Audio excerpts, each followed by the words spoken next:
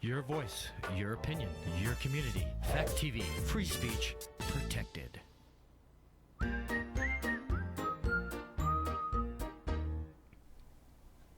So this movie is a demon talking to an atheist? Yes. The atheist believes it's a demon? Yep. And he stays an atheist? I'm not going to give away the ending of the movie in the intro. All this and more on Gory Story Time. Warning. Gory Story Time is a horror movie review show by a son and his dad who thought that letting his 5-year-old watch scary movies was acceptable. If you are offended by horror or talk about blood and gore by a child, or if you don't want horror movies from the 60s through today spoiled, then there is a remote stuck in your couch cushion next to potato chip crumbs. Use it. And of course, parental discretion is advised. Why? You didn't use any. Shut up and start the show.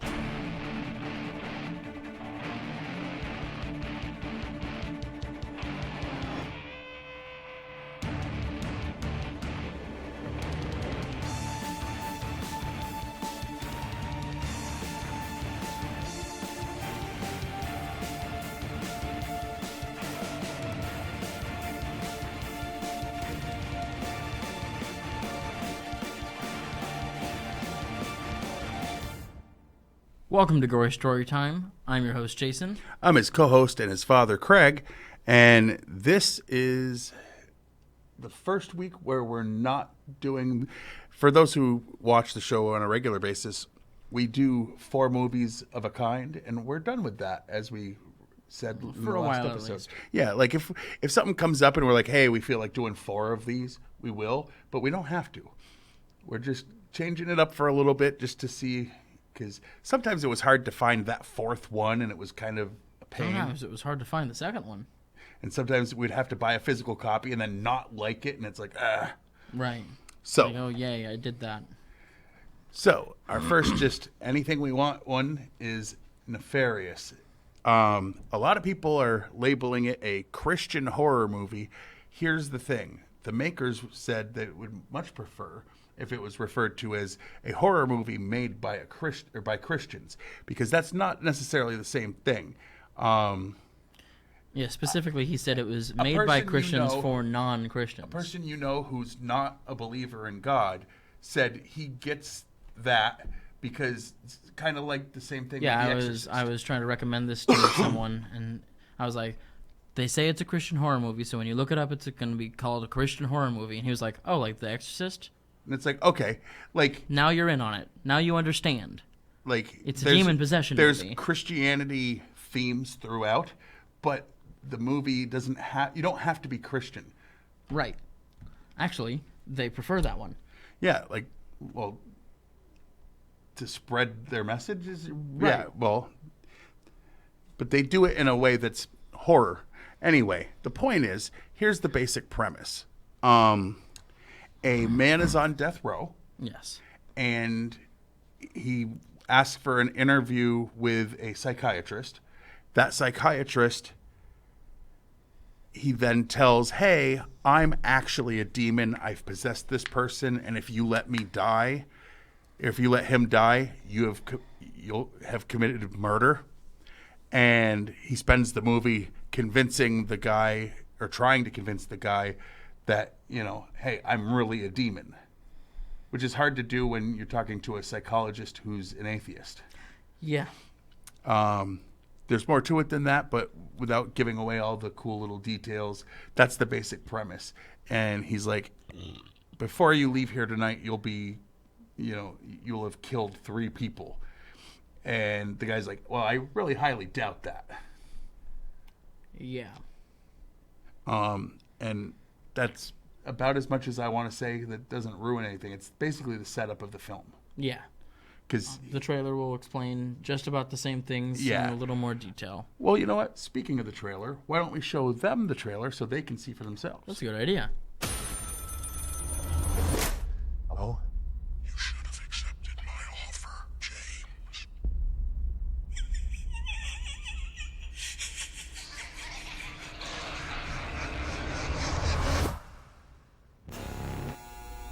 Execution scheduled for 11 p.m. But he's trying to convince us he's gone insane. and therefore incapable of being executed. I need you to prove he's faking it. Edward? Let me ask you some questions. I'm not Edward. I'm a demon. Demons aren't really a thing. What happened to Edward? We own him. We? He's a master manipulator. You have your head so twisted around you think you're the killer, not him. And give me something to make me believe you. Prove to me you're a demon.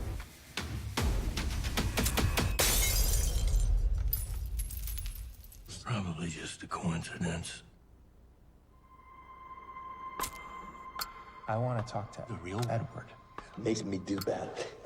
I can't stop him. I need you to see something. You got a fan. Did the same thing with all his victims. Help me! I'm trying to, Edward, but you have to answer my questions. You have to tell me the truth. It won't let me! It can go away. It can go away. Yes? No. It's starting to happen. Can you feel it, James? Can you feel it?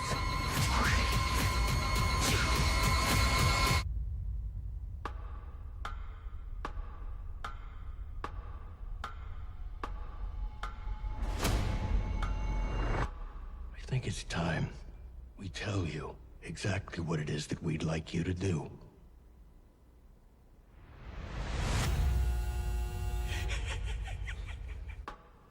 Well, all Wow. right. Pretty good trailer. Doesn't give away everything, which is, a guy sits across from... It basically gave away mostly what we've told you. Right. What I said as the Psychiatrist premise. and inmate talk for 90 minutes. Yeah. Now, before we get into the behind-the-scenes information, et cetera, I would like to give a shout-out to our real sponsors that actually exist and send us money, and we're not broke people. Yes, send us money. Like, you weren't, like, trying to figure out if you could afford to buy some trash bags today. Nope, that didn't happen. We are rolling in the dough from these real things that sponsor us. No. I wasn't looking for trash bags. I was filling trash bags with money. You know what these certainly aren't? These certainly aren't fake commercials that are inspired by the movie that we're reviewing in any way. Anyway, Gory Story Time is brought to you by The Game of Death. Kind of like there's the game of life. You play an inmate who has committed vicious crimes. The object is to avoid the death penalty and get the governor to grant clemency so that you get life instead. Only one player will be granted clemency, and the rest will have to choose from the firing squad, electric chair, hanging, and more. The Game of Death, the ultimate game of FAAFO. Yes. And I'll just start that for those that didn't get that and say it starts with, the second word is around. And by Light in the Darkness, the only horror movie company that follows the word of Jesus Christ. Our founders are longtime fans of horror who became Christians. They still love a scare, but only in a way that lifts the name of the Lord. But wait, you say, how can you be scary without blaspheming? 'Tis that, I say, hell, demons, murder, and more are all in the Bible. Talking about those things is not necessarily blasphemy. We use those things to share the word of God and hopefully turn you from evil, light in the darkness, spreading the faith while you cover your eyes. All right. Now, is there anything else you want to say before we do the behind-the-scenes stuff? Go watch this movie. Yeah, definitely. Like, this is a good movie. Like, even if you're not a Christian, this is a good movie. Watch this movie, buy this movie. I got If my you're a copy Christian, for $10. It's going to disturb you even more. It cuts deep. If I had to compare it to something, I would compare it to the Phone Booth movie. Yes. I don't know if you know that movie. It's not a horror, but the Phone Booth movie, there's a killer talking to someone at a phone booth, and he's got a gun trained on him, and he's like, you're not allowed to move. And For the majority of the movie, it's a guy on the phone. Colin Farrell? Yeah, and they make it actually rather interesting. And it was, what's his name? Kiefer Sutherland Kiefer over was the phone, voice, yeah. and Forrest Whitaker as the cop. Yep. And anyway, it's similar to that in that the majority of this movie is two people talking. But at no point was I bored. At no point was I like, this isn't doing it. Oh, like, I can relax and the sit back tension on my was seat. there because, especially since we went in knowing the idea that it was a demon. Right. Or at least, I don't know if we technically knew, but that was my assumption. I was like, all right, this is a movie written by Christians. It's probably a demon. Right. Anyway, so, yeah, definitely watch this movie. And do you want to go first, or do you want me to? I can go first. All right. According to a Vatican-approved priest/exorcist named Reverend Gary Thomas, this was the most realistically accurate film about demonic possession that he had ever seen. So that would be his opinion of it, but yeah. Some of the challenges of shooting were the government in Oklahoma almost shut down the project due to a strike. Electricity went down. The sound mixer died. There were 9 car crashes in a crew of under 100. Steve Dace, is that how you pronounce it? Became infected with a cyst under his arm. And the on-set priest/exorcist suffered a life-threatening ruptured appendix, and the roof of one of the office buildings was ripped off during a storm. To name a few. Sean Patrick Flannery considered this to be among the top 3 films he was most proud of making. He has every right to put this up there. Yeah. Like, I don't know the other ones necessarily. Boondock Saints. Okay, well, if anyone's watched Boondock Saints and they're not like, hey, this is an awesome movie, then don't talk to me about movies because your opinion matters not, because that is an awesome movie. Yeah, he was in that apparently. I didn't know that, but... Just saying, like, if anyone has seen that movie and thinks it's garbage, then their opinion is garbage, and I have no interest in having those conversations. I have no opinion on you. You go away. You haven't seen it, have you? I own it. But that's not what I asked you. It is on my shelf, Dad. Did you watch it? I purchased it, Dad. All right. My turn. In a scene where the priest approaches Nefarious, who seems frightened, some of the hair on Sean Patrick Flannery's head is briefly formed into the shape of horns to suggest demon, which then settled back down as soon as he realizes that priest is not taking his role very seriously and was therefore harmless. Yeah. Sean Patrick Flannery explained in an interview that the script was so well written that there was no improvisation from him except for maybe 2 syllables. I heard that interview actually yesterday, but Sean Patrick Flannery has explained that he took the role because he thought it would help him remain true to himself and his faith. Oh, that's funny actually. Never mind. Author Steve Dace has stated that the goal of this movie is to scare the hell into people. This film is a prequel to the novels A Nefarious Plot and A Nefarious Carol by Steve Dace. Yeah, so basically, if you watch this movie first and enjoy it, there are 2 books. He's in the middle of reading the first one, and he doesn't read. I'm 70 pages we do a away movie from the review end. show, not a book review show for a reason. But hey, maybe we could review the book. I mean, we don't we can review anything horror related. Yeah, but I would have to read it I'll as soon as finish you're it, done. and you'll be done with it quicker than I was. Well, but anyway, the next one, 9. The filmmaker said that this film was a different form of Christian ministry through film by portraying theology through the point of the other side. Point of view. Yes. Specifically from the demon who expresses his point of view of theology to the atheist whom he views as a complete fool. Specifically with the line, "I know more about theology than any human being that ever existed." Which makes sense. To be able to turn people against it, he has to be able to be very well versed in it. If you think Satan doesn't know every word of the Bible, then you don't do much thinking. It's because he wants to find loopholes. I mean, good luck. Good luck. But he'll the dedication page for this book for the book Nefarious Plot by Steve Dace, on which the film was inspired, says, "This book is dedicated to all the useful idiots out there, especially those of you who had no idea you were being used all this time.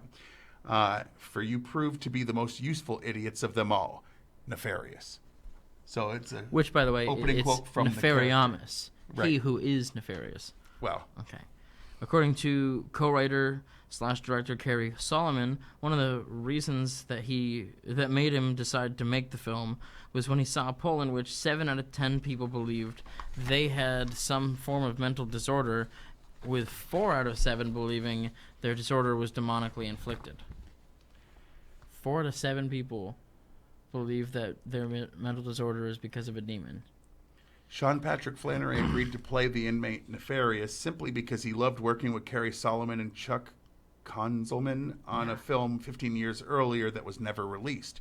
When Konzelman called Flannery to ask if he wanted to play in this film, he jokingly said he was making a Fruit Loops commercial, to which Flannery immediately replied, "Put me in." All right, time out. Okay, so I was listening to the interview yesterday that came up, and what he specifically said, he told the writers, "I loved working with you guys. Even if you only make a Fruit Loop commercial, call me up, I'm in." And that's why that was the line. And they were like, "Aren't you going to read it?" And he's like, "Sure. Yes, I'm in." And then they called him back and said, "So who is it you want to play?" And he was like, I thought I was going to play Nefarious." They're like, "Good, that's the one we wanted you to pick." Your turn. Sean Patrick Flannery previously portrayed a person with a mental illness possessed by an evil force in The Evil Within. I haven't seen that movie in a while. According to the book, A Nefarious Plot, the demon explains that they absolutely hate fictional characters that inspire hope, including Superman, who inhibits aspects of Moses and Christ.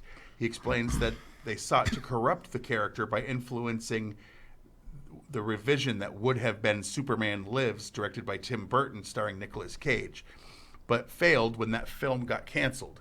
They experienced another fall when Man of Steel was made, and Superman seeks advice from a priest in it. For this, Nefarious explains that the demon general in charge of Hollywood was punished severely. Yeah. In the preface of A Nefarious Plot, the narrator explains that he will not tell the reader how he came into the demonic manuscript that makes the book, but if he sells the movie rights, he will translate that story into a film. Author Steve Dace has expressed he wrote the preface as a joke, not knowing that someday his work would be made into a film. That tells the story of where it came from. So it literally fulfilled his joke as fact. Edward's last words, "Mene, mene, tekel, upharsin," are the Aramaic words written in a mysterious hand on the wall of Belshazzar's palace, and interpreted by Daniel as predicting the doom of the king and his dynasty, mentioned in the book of Daniel 5:25. Okay. I know, you hear a Bible quote, you want to look it up to see what it says. Do. Well, I'll have it written here. Okay. Jordan Belfi described the possession aspect of the film as more real in not having spectacles in similar films, such as the possessed projectile vomiting, climbing walls, or levitating, but instead dealing with a demon describing pains he is forcing his host to endure while trying to corrupt anyone else around. At about 45 minutes, when Dr. Martin is talking to the guard, there's an article on the computer monitor announcing a new prison board superintendent. The picture on that on the website is Steve Dace, the author of the book. Jordan Belfi's firstborn child was born during the first day of shooting this film.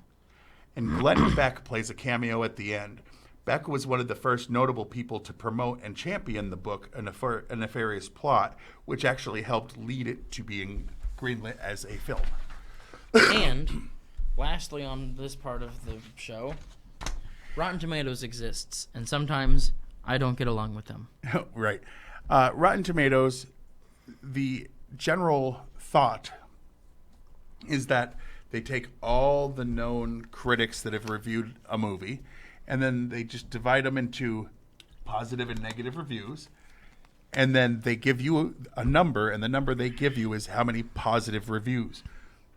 And if that's the people, you gave me the wrong thing. You do critics. I do the critics? Oh, my word. Every week. Oh, okay. You know the number, right? Oh, yeah. Oh, right now? Yeah. Okay, so the critics gave this a 35%. So only 35% of those who viewed it that were official critics, which we are not, Not at all. gave it a positive review. And then the people can also vote on the website, positive or negative, and they add up that. And the people that have watched this movie have it at 96%. All right. Now, now we've always said horror and comedy get points knocked off on Rotten Tomatoes from the critics. Always happens. In this case, you add Christianity into it, and the reviewers tend to go even lower. Yeah. Because of their personal beliefs on that. He gave me the... Okay. So, our numbers first, or our favorites, least favorites? Just do our least favorite. Quick. Okay, least favorite least favorite scene is... Oh, wait, what was it? Oh, my God. Okay. Oh, yes. So, he's asked by a guard, hey, what would you like for your last meal? And the real guy, not the demon, he says, oh, I want a double cheeseburger with bacon and a milkshake. And I'm going to speed this up since he said we're running out of time. And then the demon canceled the order so that the last thing the guy did was starve before he was going to the electric chair. Jeez and crow. And mine was the fact that the guy realizes he's dealing with a demon and doesn't stop being an atheist. What is your favorite part? Like, short and sweet. The acting. Same. Like, the acting of the guy playing Nefarious was amazing. On a scale of 1 to 10? 10. 10? I'm going to give it a 9.5. But for a low budget movie like this, it worked really well. There was very little I didn't like. Now, throw the stuff up to the side and let's... Jeez. Well, now that we've still got 3 minutes, give me a minute.